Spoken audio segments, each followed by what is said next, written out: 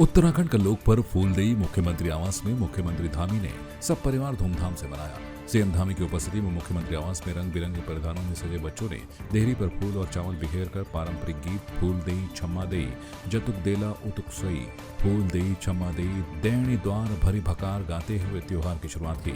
इस मौके पर मुख्यमंत्री ने सभी बच्चों को आशीर्वाद देते हुए उनके उज्जवल भविष्य की कामना की। इसके साथ ही मुख्यमंत्री धामी ने प्रदेशवासियों को फूलदेई के त्योहार की हार्दिक बधाई और शुभकामनाएं देते हुए देश और प्रदेश की सुख समृद्धि की कामना की। उन्होंने कहा लोक पर्वों का हमारे जीवन में विशेष महत्व है। निक्षेप मद के अंतर्गत कालाढूंगी विधायक बंशीधर भगत और हल्द्वानी के निवर्तमान मेयर जोगेंद्रपाल सिंह रौतेला ने तकरीबन 15 करोड़ के कार्यों का शिलान्यास किया। इन कार्यों में कालाढूंगी, हल्द्वानी, काठगोदाम, चोरगलिया, सितारगंज, बिजली मार्ग चौड़ीकरण के साथ लाल डांट पुलिया के चौड़ीकरण का कार्य किया जाना है। वहीं लोगों ने कहा कि सड़क चौड़ीकरण का निश्चित तौर पर लाभ मिलेगा और जाम से भी निजात मिल पाएगी। सर, ये तो बहुत ज़रूरी विषय था और काफ़ी लंबे समय से रुका हुआ था। माननीय विधायक जी का हम धन्यवाद करते हैं कि आए दिन कालाढूंगी चौराहे से लेकर ऊंचा पुल तक का लगातार जो जाम की समस्या बनी हुई है, अब यहाँ पर क्षेत्रीय लोगों को इसका बहुत बड़ा फ़ायदा होगा। हम सभी लोग आज इसका लोकार्पण के लिए यहाँ पर पहुँचे हैं और हम बहुत जल्दी इस लोगों को इसका लाभ मिलेगा। आज कालाढूंगी विधानसभा में जो प्रस्ताव भेजे थे हमने और मेयर साहब ने, जो आवश्यक काम थे उनमें लगभग 15 करोड़ के कार्य 8 कार्य उनका शिलान्यास कार्यक्रम आज कर रहे हैं, जिनको माननीय मुख्यमंत्री जी ने पीडब्ल्यूडी मंत्री जी ने स्वीकृत किया है। हम माननीय मुख्यमंत्री जी का आभार व्यक्त करते हैं कि उन्होंने हमको ये 15 करोड़ की राशि हमारे आग्रह पर, मेयर साहब के आग्रह पर दी है। तो हम आज इन 8 कामों का शिलान्यास कार्यक्रम कर रहे हैं। पूर्व सांसद और सीपीएम की वरिष्ठ नेता वृंदा करात हल्द्वानी पहुंचे और बनबूलपुरा के दंगा प्रभावित क्षेत्र का दौरा कर स्थानीय लोगों से बातचीत की। वहीं पत्रकारों से बात करते हुए वृंदा ने कहा कि प्रशासन की गलती के चलते ही इतनी बड़ी घटना हुई जो रोकी जा सकती थी। उन्होंने कहा कि इस घटना को सांप्रदायिक रंग देने की कोशिश की गई, जो कि गलत है। नहीं, ये बहुत ही खेद की बात है कि पत्रकार भी, और एक पत्रकार ने मुझे बताया कि उनका पूरा कैमरा, जो बहुत कीमती कैमरा था, वो भी पूरा तोड़ दिया था। और ये भी उन्होंने बताया कि कई जगह ऐसे घेरे में आ गए थे। लेकिन उन्होंने मुझे बताया कि वहाँ की लोकल लोगों ने, जो वहाँ मुस्लिम कम्युनिटी के लोग हैं, उन्होंने उनको बचाकर मस्जिद में उनका संरक्षण करके बाद में उन्होंने सेफ्टी में पहुँचा दिया। तो ये पूरे हमारी जो पूरी टीम सब जगह गए। हमारे साथ हमारे केंद्र कमेटी के साथी विजू कृष्णन थे, राजू नेगी जी थे जो यहाँ हमारे स्टेट के सेक्रेटरी हैं, बाकी भी साथी थे। 2-3 बातें मैं ज़रूर कहूँगी। एक, ये जो पूरी घटना है जब कोर्ट के अधीन है, जब कोर्ट ने 14 तारीख का तारीख दिया था, तो प्रशासन को अगर इंतज़ार करते और कम्युनिटी को विश्वास में लेते, मैं समझती हूँ ये बहुत अच्छा होता, जो नहीं हुआ। मैं लापरवाही शब्द नहीं इस्तेमाल करूँगी, लापरवाही शब्द ठीक नहीं होगा इसमें।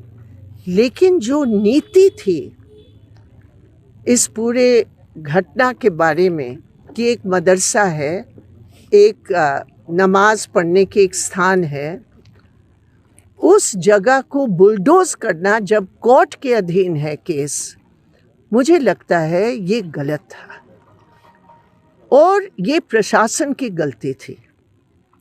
दूसरी बात ये भी सच है कि मॉब जो आया था, आगजनी हुई और गाड़ियों को जलाया, लोगों को मतलब बहुत पथराव में, पुलिस कर्मी में, उसमें महिला कर्मी भी पुलिस के, जो बहुत आतंकित हुए और घेरे में आ गए। उसके लिए हमें बहुत ही शॉक्ड हम थे।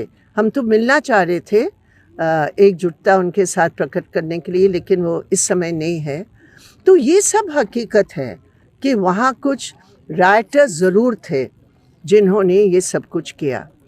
लेकिन मैं फिर एक बार कहूँगी कि जहाँ यहाँ कोई सांप्रदायिक रंग नहीं है, क्योंकि खुद ही कम्युनिटी के लोगों ने भी बचाया पुलिस को, और पुलिस ने भी वहाँ जब कुछ दूसरी कम्युनिटी के लोग मुस्लिम घरों को जला रहे थे, 2-3 घरों को जला रहे थे, तो पुलिस ने जाकर मुस्लिम महिलाओं को बचाया। ये भी बात सामने आई जो मुस्लिम महिलाओं ने खुद किया। तो हम सिर्फ एक छवि सामने रखकर ठीक नहीं रहेगा, लेकिन मैं समझती हूँ बहुत निर्दोष गिरफ्तार हुए हैं। विशेषकर महिलाएं जो गिरफ्तार हुई, उसमें एक 65 साल से ऊपर एक उम्र की महिला है, और भी एक दूध मतलब जो एक बच्ची उसकी दूध पी रही, वो महिला को भी गिरफ्तार किया।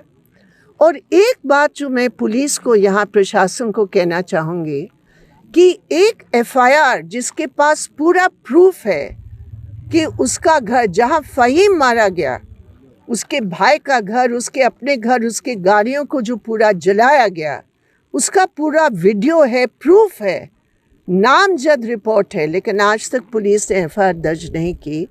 ये एक तरफा कार्रवाई मुझे लगता है। एक बात जो निकल के आई, ये बेहद गरीब इलाका है।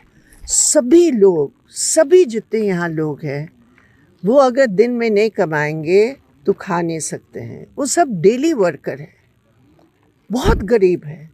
वो कभी भी नहीं चाहेंगे कि इस प्रकार की घटना कुछ हो जिससे उनका पूरा ज़िंदगी और जीविका बर्बाद हो। ये भी देखने की ज़रूरत है।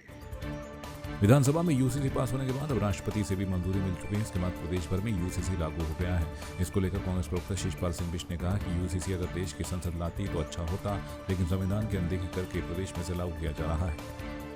महामहिम राष्ट्रपति ने जो है यूसीसी के बिल पर अगर मोहर लगा दी, और हम तो चाहते थे कि देश की लोकसभा में ये बिल आता और पूरे देश में ये लागू होता, लेकिन उत्तराखंड में मूल निवास और भू कानून की लगातार राज्य की जनता मांग कर रही है।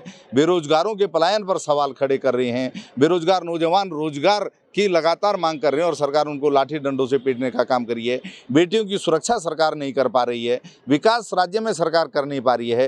तो ये जो है राज्य के ज्वलंत मुद्दे हैं, और यूसीसी की बात करके सरकार जो है जनता का ध्यान मुद्दों से भटकाना चाहती है, क्योंकि विपक्ष तो चाहता है कि यूसीसी पूरे राज्य में सबके लिए लागू होता। आपने एक आबादी को छोड़ने का काम किया, लेकिन इससे जो मूल मुद्दे हैं राज्य के विकास के, पहाड़ के विकास के, बेटियों की सुरक्षा, रोजगार और पलायन के जो है वो गौण नहीं हो जाते, और सरकार को इस पर जवाब देना पड़ेगा। और राज्य की जनता सरकार को इस बार जो है सबक सिखाने का काम करेगी। 500 की 500 लोकसभा सीटें भाजपा इस बार उत्तराखंड से हारेगी, और कांग्रेस के प्रत्याशियों को जिताने का काम जनता करेगी। भाजपा की ओर से लोकसभा चुनाव के लिए प्रत्याशियों की घोषणा की शुरुआत होते ही भाजपा चुनावी मोड में आ गई है। नैनीताल लोकसभा सीट से केंद्रीय रक्षा राज्य मंत्री अजय भट्ट के नाम की घोषणा होने के बाद उन्होंने भीमताल में अपने कार्यालय का शुभारंभ किया, जिसमें भीमताल विधायक राम सिंह केड़ा, भाजपा जिला अध्यक्ष समेत मंडल अध्यक्ष और भाजपा कार्यकर्ता मौजूद रहे। देखिए, लगभग 1.5 लाख करोड़ के जो कार्य केंद्र सरकार ने दिए हैं वो इस समय चल रहे हैं उत्तराखंड में, जिसमें भीमताल विधानसभा के अंतर्गत भी बहुत जबरदस्त काम इस समय चल रहे हैं। अगर मैं भीमताल की ही बात करूं तो नगर पंचायत हमने बनाई, और यहीं की बात करें केंद्रीय विद्यालय हमारा बन रहा है। ये जो सड़कें हैं जो ऊपर वाली हैं, टाइल्स वाली, आपने देखा, इसके लिए अलग से पैसा आया है। सब जगह आप देख, हर जगह विकास की नदियां बह रही हैं। अगर बहिष्कार करता हूं तो हमको लोकतंत्र प्रदत्त अधिकार है, इतना बड़ा है। मत दीजिए वोट हमें, किसी और को दे दीजिए, लेकिन दिए तो सही, किसी को तो दो। लोकतंत्र तो तभी जिंदा रहेगा। तो इसलिए बहिष्कार करने से नहीं होता।